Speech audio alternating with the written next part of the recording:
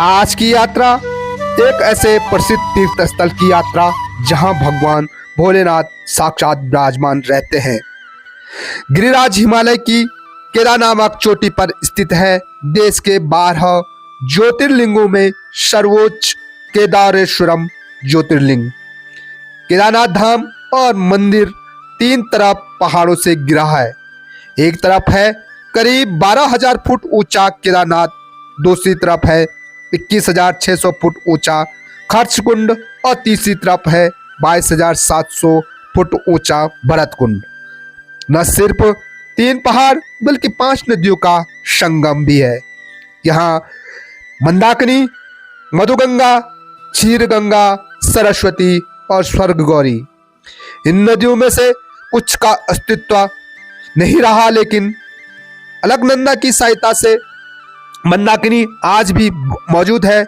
इसी के किनारे है केदारेश्वरम धाम, जहां भोलेनाथ ने पांडवों को उनके भ्रातृ हत्या के पाप से मुक्त कराया था। हेलो दोस्तों, नमस्कार, जय श्री केदार।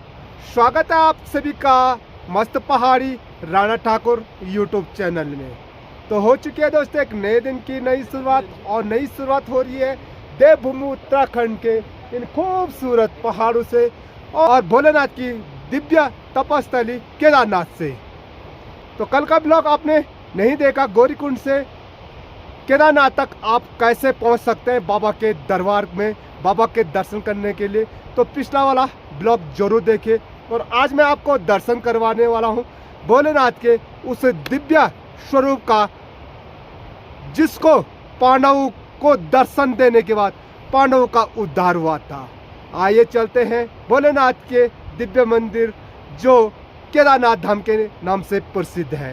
ठीक मेरे पीछे देख सकते हैं ये प्यारी सी घाटी केदार घाटी है, वहीं पास में बाबा केदारनाथ जी का धाम है। तो चलिए दर्शन करते हैं भोलेनाथ के। और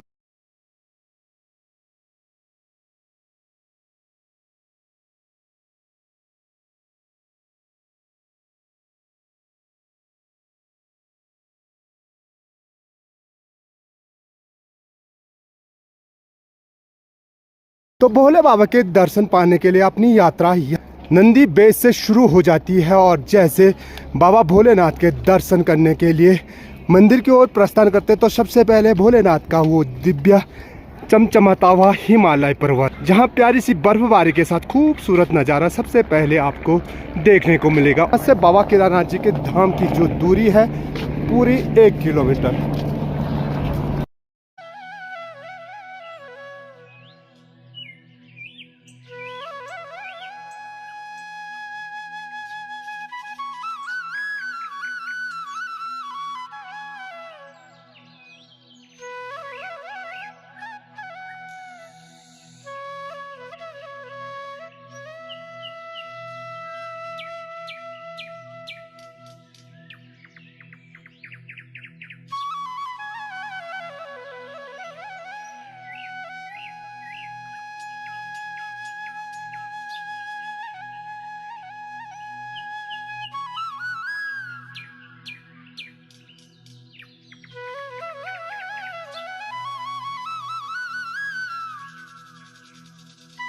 तो भोले के दरबार में मुझे अपने सब्सक्राइबर लोग भी मिले हैं। और आपका शुभ नाम? रुपेश मेहर। कहाँ से? बॉम्बे। बॉम्बे से आ रखे हैं, और इन्होंने मेरा चैनल सब्सक्राइब किया। मुझे देख करके वो वहाँ से वापस आ गए मेरे चैनल का नाम पूछने के लिए। तो कैसा लगा आपको बाबा केदारनाथ जी के दर्शन को? सुकून से दर्शन पूरा पूरा हो गया। तो पहली बार आए हो क्या? पहली बार आओ। तो चलिए, जय भोले। जय भोले, जय श्री केदार। जय श्री केदार।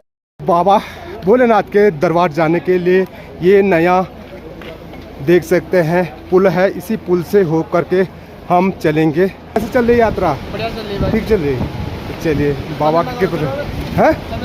और हाँ, चंद्रनगर अच्छी। चलिए सब्सक्राइबर लोग भी मिल चुके हैं। तो मंदिर परिसर जो है पूरा खाली खाली सा लग रहा है कि अब 23 तारीख बाबा केदारनाथ जी के धाम के कपाट भी बंद होने वाले हैं। तो ये देख सकते हैं जितनी भीड़ रहती श्रद्धालु की, उस हिसाब से मंदिर परिसर पूरा खाली है। तो चलिए, यहीं से ठीक पास में बाबा केदारनाथ जी का धाम भी दिखता है। तो भोलेनाथ के मंदिर में प्रवेश करने से पहले यहाँ पे देख सकते हैं एक दिव्य ओम, जिसके ठीक नीचे लिखा हुआ है ओम नमः शिवाय। और यहीं से भोलेनाथ के मंदिर के भी प्यारे से दर्शन होते हैं। ठीक सामने पे देख सकते हैं खूबसूरत नज़ारा और ये प्यारा सा हिमालय पर्वत।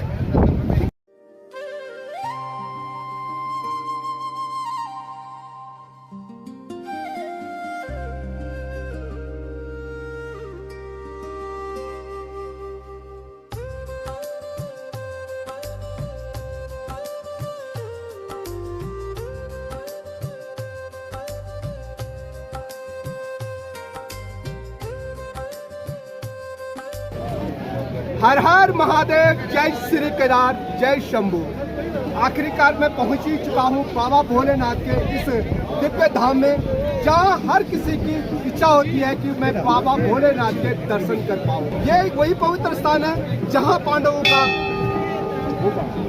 उद्धार भोलेनाथ के द्वारा हुआ था। यहाँ का महत्व जो है पांडवों से जुड़ा हुआ है और जितने भी श्रद्धालु हैं ये बाबा भोलेनाथ के दर्शन पा करके अपनी हर मनोकामना पूर्ण करने के लिए यहाँ पहुँच चुके हैं। मेरा भोले बाबा का जो दिव्य स्थान है वो केदारनाथ के नाम से प्रसिद्ध है। और मंदिर प्रांगण के पीछे हिमालय पर्वत, जहाँ प्यारी सी बर्फबारी हो रही है और मंदिर परिसर के चारों तरफ का प्यारा सा व्यू दिखा दे। पूरा प्रांगण भोले के भक्तों से भरा पड़ा हुआ है। मैंने आपको बताया कि बाबा केदारनाथ जी के धाम में अगर सच्ची श्रद्धा और भक्ति से आओ ना तो आपकी हर मनोकामनाएं पूर्ण होती है। भोलेनाथ हर किसी की वो मनोकामना पूर्ण करती है जिसकी वो इच्छा रखते हैं। तो देखिए हर हर महादेव। एक बार मैं आपसे पुनः आग्रह करूंगा कि भोले के इस प्यारे से दरबार में जरूर आइए। अब चलते हैं पूरे उस दिव्य भीमशिला के नाम से जो पत्थर जाना जाता है यहाँ, जिसने इस मंदिर 2013 में जो भयंकर वाली आपदा आई थी, तो इसी के पीछे वो भीमशिला थी जिसने इस मंदिर को उस आपदा से बचाया था। जिस भीमशिला के दर्शन करने के लिए भी भगवान भोलेनाथ के दर्शन की तरह श्रद्धालु उस शिला का भी दर्शन करते हैं। आइए चलते हैं भीमशिला के, आपको दर्शन करवाते हैं।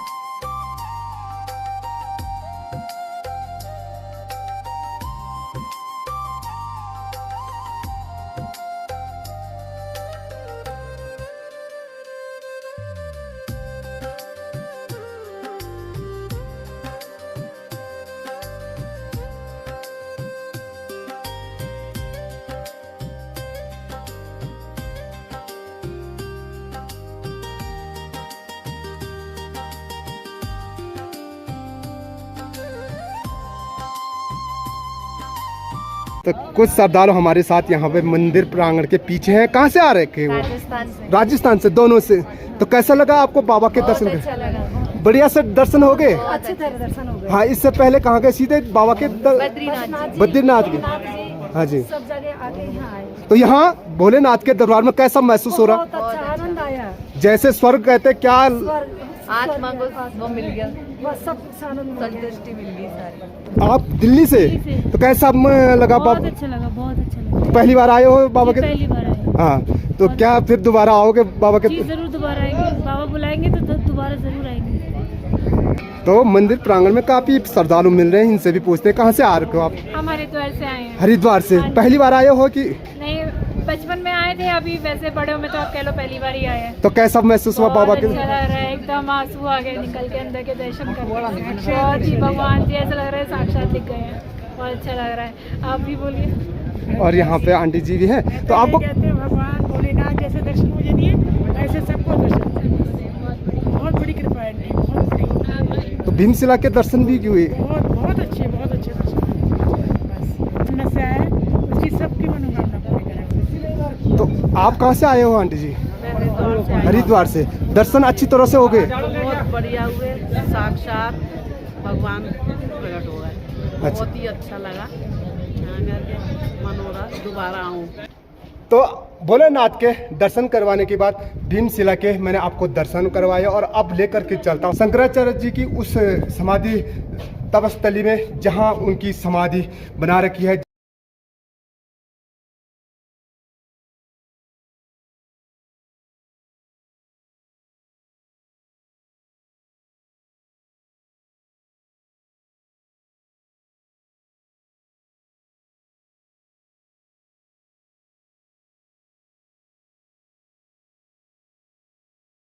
मैंने तो ये भी ऑब्जेक्शन किया था कि आप केदारनाथ को स्मार्ट सिटी का नाम कैसे करें, क्या स्मार्ट नाम मैच करेगा?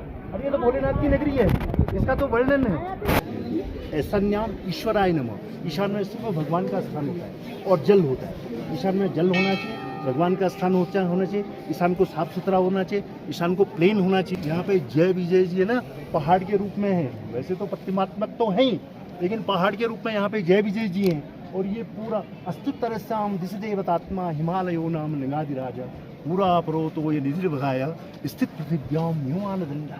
अरे ये तो पृथ्वी का मानदंड है। वहाँ पे चले तो हमारे लोग, अरे यहाँ खुलजाई और घास हो ना, खुलजाई घास होता था, उसके पत्ते में यहाँ पे भोग लगाते थे हम लोग भगवान को। संसाधन नहीं थे, उसमें पीली पिठाई होती थी, एक अगरबत्ती होती थी, घी लगाने का यहाँ पे महत्व है।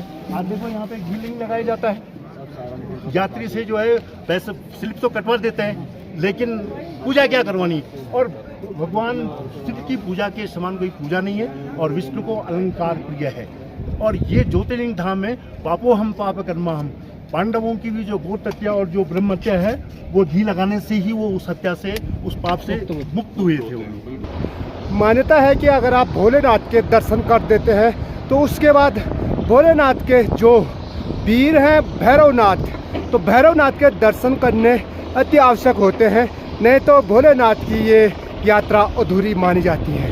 भैरवनाथ के मंदिर जाने के लिए यहाँ से देख सकते हैं चौड़ा सा रास्ता है, और ठीक ऊपर चोटी में भैरवनाथ जी का दिव्य मंदिर विराजमान है। हम पहुँच चुके हैं भैरवनाथ जी के दिव्य मंदिर में, ये ठीक सामने पे देख सकते हैं, और मंदिर के सामने पे देखिए बर्फीले पहाड़, इसीलिए यहाँ ना ठंडी ठंडी हवा चल रही है। और यहाँ से ठीक सामने पे बाबा केदारनाथ जी का धाम की बात करें तो कुछ ऐसा खूबसूरत दृश्य दिखाई देता है।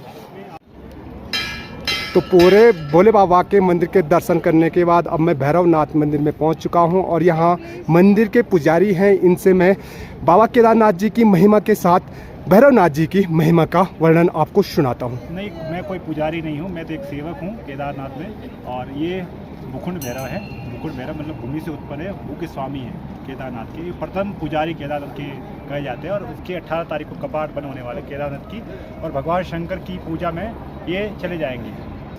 काशी विश्वनाथ और ये केदारनाथ, जिनका जल मंदाकिनी में जाता है और गंगा जी में जाता है अंडरग्राउंड। तो भगवान शंकर की इसकी पूरी परिक्रमा कर सकते हैं, और उसकी पूरी परिक्रमा भी कर सकते हैं काशी की।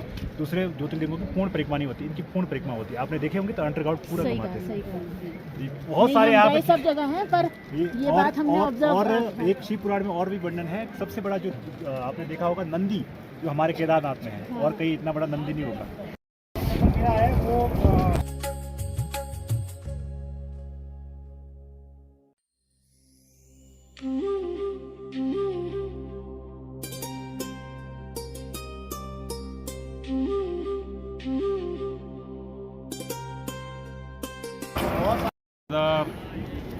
जय श्री केदार, जय महादेव।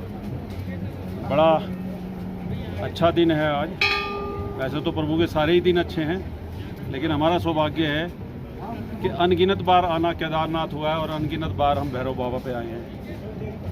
यहाँ ये केदार आने का विशेष महत्व है, और उसके बाद भैरव के दर्शन जरूर करने चाहिए, क्योंकि भैरव बाबा यहाँ के क्षेत्रपाल हैं। जब कपाट बंद होते हैं उसके बाद सारा क्षेत्र भैरव बाबा का है, वो इस क्षेत्र की रक्षा करते हैं, और उन्हीं के आशीर्वाद से ये सारा सीजन, पूरी यात्रा बहुत मंगलमय होती है। बाबा केदार के साथ साथ यहाँ हमारे पंच केदार हैं, तुंगनाथ है, कपिलेश्वर है, रुद्रनाथ है, ओंकारेश्वर है, और 6 महीने बाबा की पूजा केदार में होती है।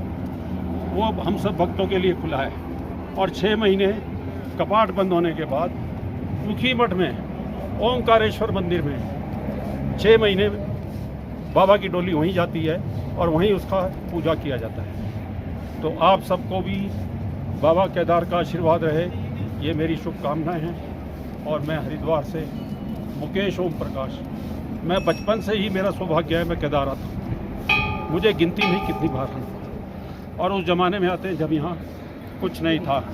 बाबा जी की कुटिया होती थी, जो यहाँ के मुख्य पुजारी होते हैं उनकी, और अब तो खैर बहुत विस्तार हो गया है। ये सब बाबा की कृपा से ही है।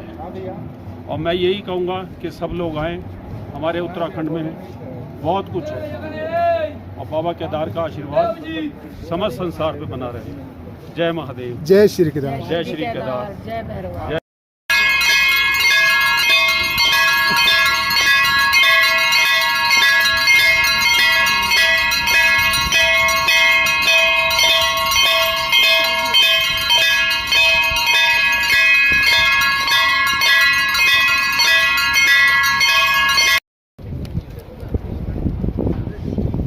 तो साथियों, इस प्रकार से मैंने आपको भोले बाबा के साथ भैरवनाथ के दर्शन करवाए।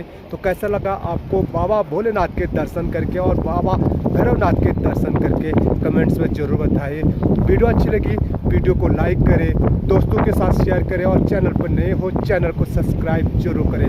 मैं मस्त पहाड़ी राणा ठाकुर फिर मिलूँगा आपको अगले मैं आपको एक शानदार ब्लॉग के साथ। जय उत्तराखंड, जय देवभूमि, जय श्री केदार।